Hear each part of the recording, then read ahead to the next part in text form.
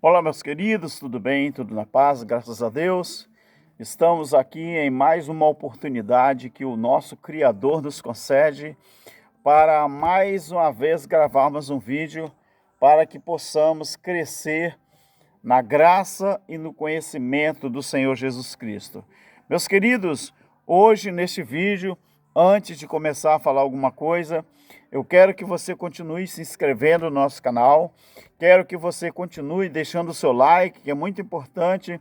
Graças a Deus o número de inscritos começou a crescer de novo e graças a Deus estas mensagens, estes estudos agora vai chegar a mais pessoas, porque o número de inscritos está crescendo, graças a Deus. Meus queridos, além de você se inscrever no nosso canal, além de você deixar o seu like, compartilhe com seus irmãos, com seus amigos, com a sua família, com seu patrão, com a sua patroa, compartilhe com o seu grupo no WhatsApp, não é?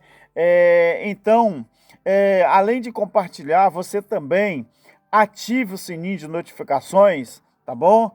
Ative o sininho em todas, para que você possa receber todas as notificações quando o nosso irmão Alberto Lírio colocar um trabalho novo ali. Meus queridos, hoje eu quero falar sobre o reino de Deus. O que é o reino de Deus na visão de Deus, na visão de Jesus e na visão de alguns profetas que falaram sobre o reino de Deus. Mas nós vamos ver na visão dos evangélicos, na visão dos futuristas, o que é o reino de Deus. Nós observamos em Daniel, no capítulo 2 e o versículo 44, Daniel ali, ele estava interpretando o sonho de Nabucodonosor teve, né? E ali já mostrava, o próprio profeta Daniel, ele já mostrava alguma coisa relacionado ao que era o reino de Deus e quando queria esse reino se manifestar.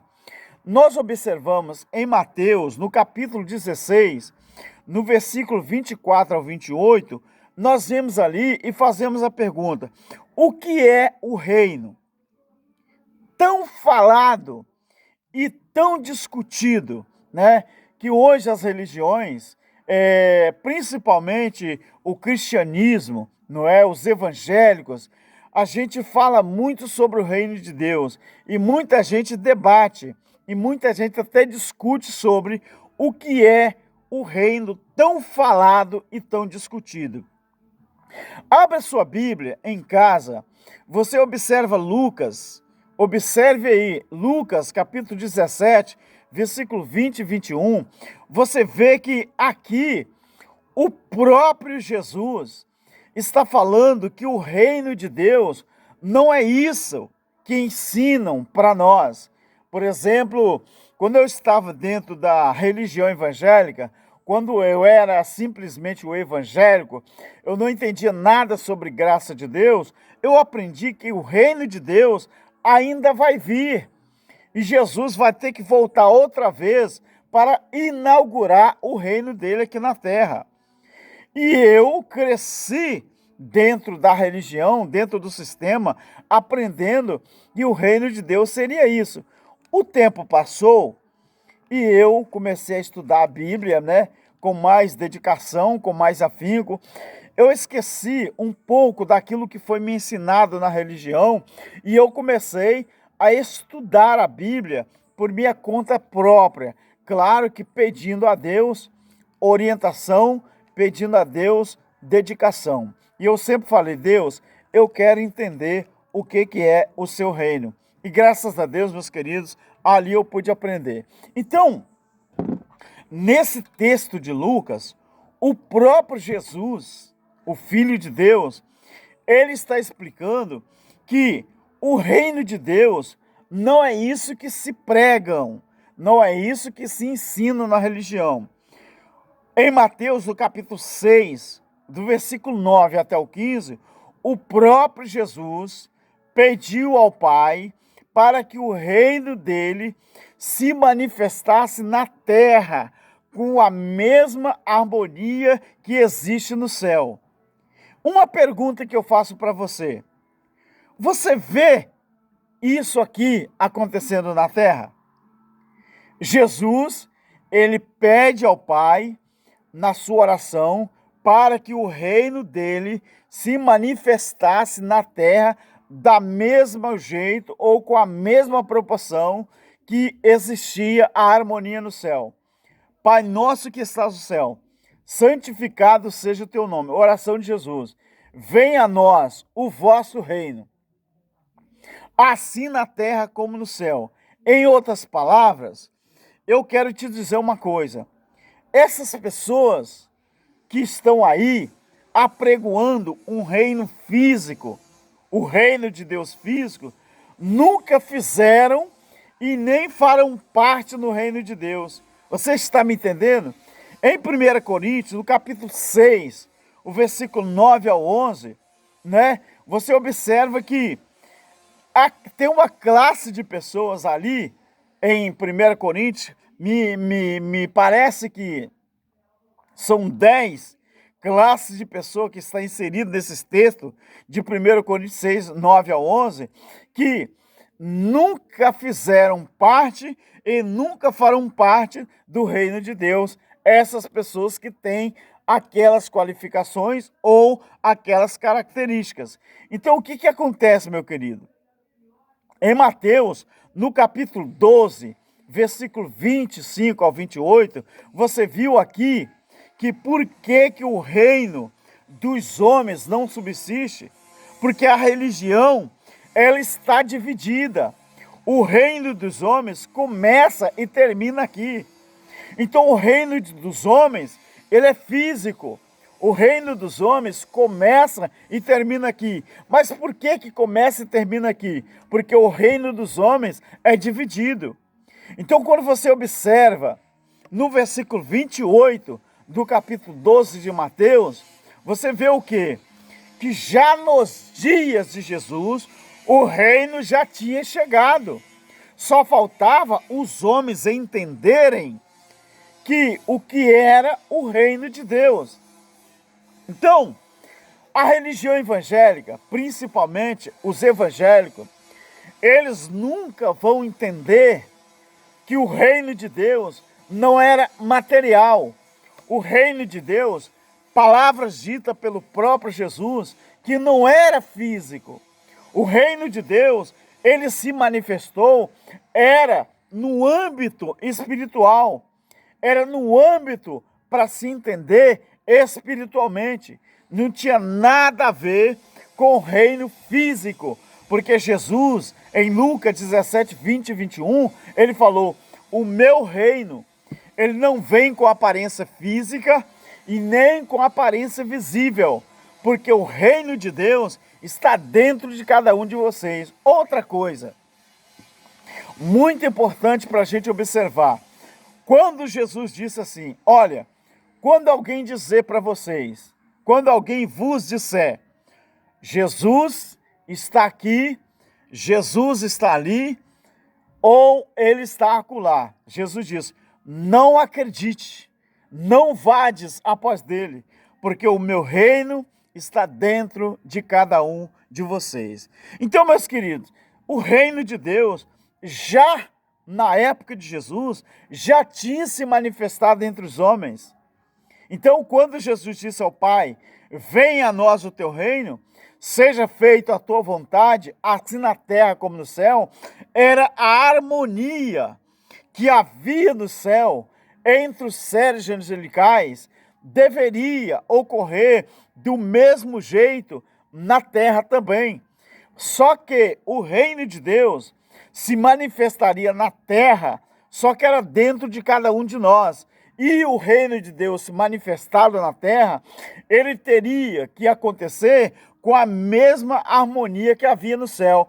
Mas de que jeito que o reino de Deus se manifesta em harmonia como no céu, aqui na terra? Desde que nós entendamos que o reino de Deus, ele é justiça, ele é misericórdia e ele é amor.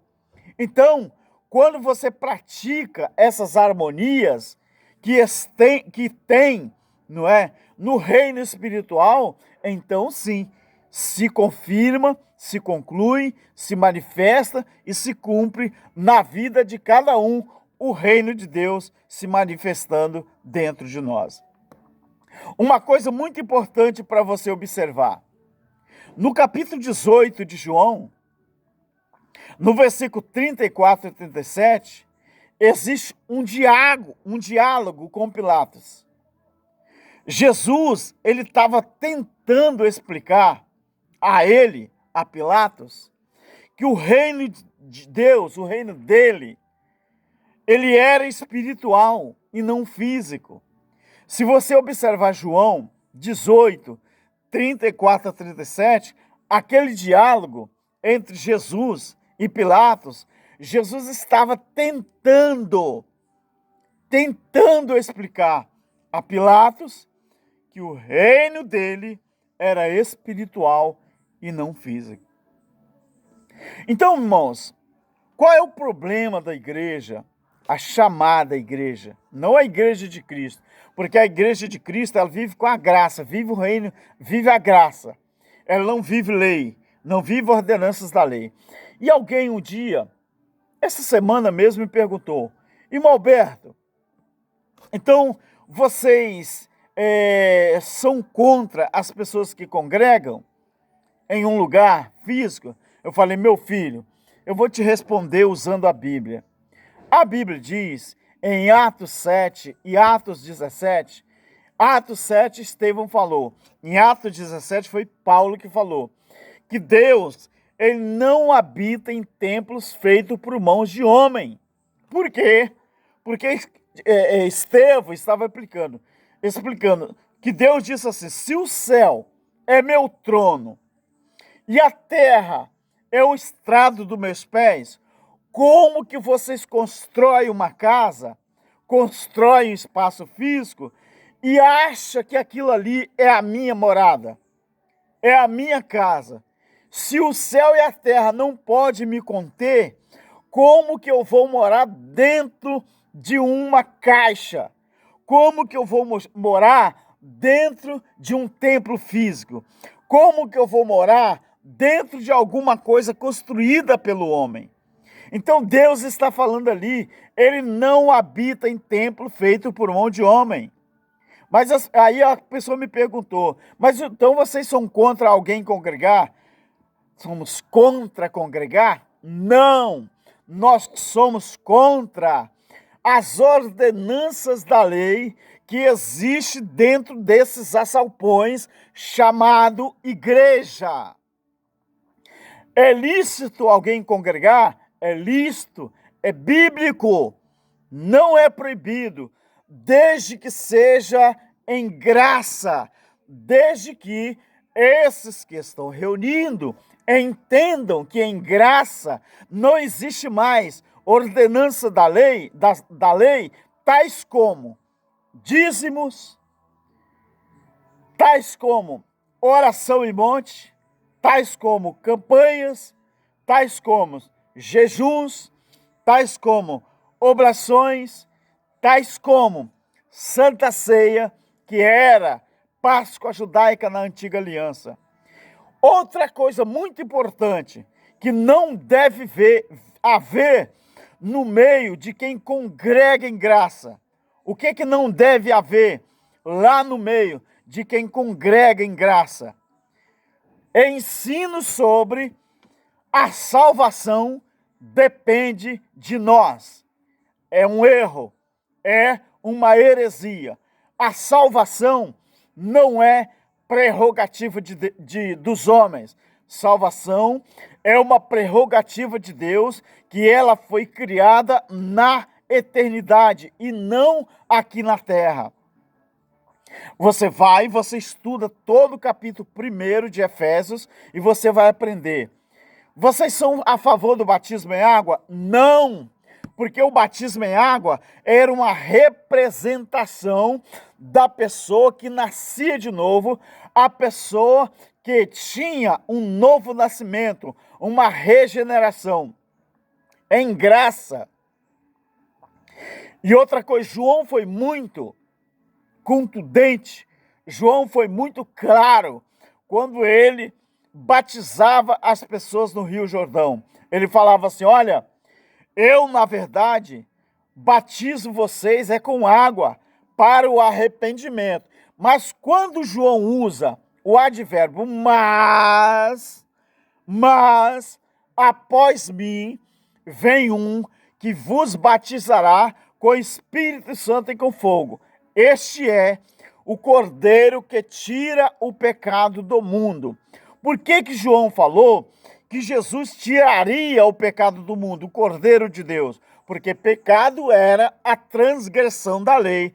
Tirando a transgressão, aniquila o pecado. Aniquilando o pecado, aniquila-se a transgressão. Acabando com a lei e as suas ordenanças, não existe mais transgressão. Então, automaticamente, se não há transgressão de lei, não existe mais transgressão chamado de pecado. 1 João, capítulo 3 e o versículo 4. Transgressão, pecado, era a transgressão da lei. A Bíblia diz em Colossenses capítulo 2, a partir do 13, também Hebreus capítulo 2, a partir do 13, que Jesus, na sua morte, ele aniquilou quem tinha o império. Você sabe que aonde existe o império, tem que haver um imperador, porque quem manda no império é o imperador. Então, quem era aquele que dava força ao pecado? 1 Coríntios capítulo 15. A força do pecado era a lei. Então, se a força desse império era o imperador, quem era o imperador que fazia as pessoas pecar? Era a lei. A lei. O império era a lei. O imperador era quem era? Aquela pessoa que era o legislador, aquele que sustentava, aquele que mandava, aquele que dava as regras. Quem era? O príncipe daquele século, chamado de Moisés. 2 Coríntios, capítulo 3. Estude lá, que você vai entender. Então, o imperador da lei era Moisés. A lei, com as suas ordenanças, era o império. Mas esse império tinha um imperador, que era a lei.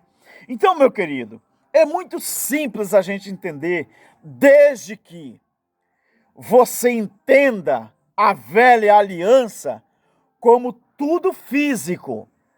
Na nova aliança, graça não é mais para entender como se tudo fosse físico. Em graça, tem que se entender tudo no âmbito espiritual. Aonde está isso, irmão Alberto? Estude o capítulo 9 de Hebreus e também o capítulo 10 de Hebreus. Então, quando nós observamos Romanos 14, 15 ao 17, o reino espiritual, ele não, no reino espiritual, não se julga ninguém por costumes ou por tradições. Ele se baseia na justiça, na paz, na alegria e no Espírito Santo. Eu vou repetir para você. Em Romanos, no capítulo 4, 14 melhor. No capítulo 14 de Romanos, no versículo 34 ao 37, preste muita atenção, que isso aqui é muito importante. O reino espiritual tem uma preposição, nós temos que respeitar. No reino espiritual, não se julga ninguém por costumes, não se julga ninguém por tradições, não se julga ninguém por nada disso. Mas assim, o reino espiritual, ele é se baseado em quê? Na justiça, na paz, na alegria e no Espírito Santo. Observe também em 1 Coríntios capítulo 4, do 13 ao 20. Que diferença você vai ver ali, que diferença de hoje em dia. É muito diferente, meus queridos. Então, lei é uma coisa, graça é outra coisa. Então, quando você observa, meus queridos, quem vive aqui nesse plano terreno, nesse tabernáculo terrestre, está fora do reino. Os que procedem negativamente, ou está dentro do reino, é os que procedem positivamente. Para quem não entendeu a graça de Deus no âmbito espiritual, não vive o reino. Mas por que não vive o reino? Porque ainda entende que as coisas é físico, que as coisas são literais, e não é isso que a Bíblia ensina. Quem vive em graça, adora o Criador, não é mais fisicamente. Na lei era, na antiga aliança. Mas Jesus ensinou isso à mulher samaritana, em João no capítulo 4. Ela diz, olha, já que o Senhor mostrou toda a minha vida, sem eu contar nada para o Senhor, a mulher samaritana conversando com Jesus, me diz uma coisa, eu estou vendo que o Senhor, além de ser judeu, o Senhor é profeta. Ela notou duas características em Jesus, judeu e profeta. Claro que Jesus tinha mais características, né? Mas ela notou duas. Ela falou, já que o Senhor, além de ser judeu, é profeta, me diz uma coisa, vocês que são judeus, vocês dizem que a gente tem que adorar no templo, em Jerusalém. Nós que somos samaritanos, porque a tradição dos samaritanos era essa, né? Nós somos samaritanos, nós aprendemos com nossos pais a adorar ao monte, a característica dos samaritanos. Lembra-te alguma coisa no século XXI? A característica dos judeus era adorar dentro de quatro paredes.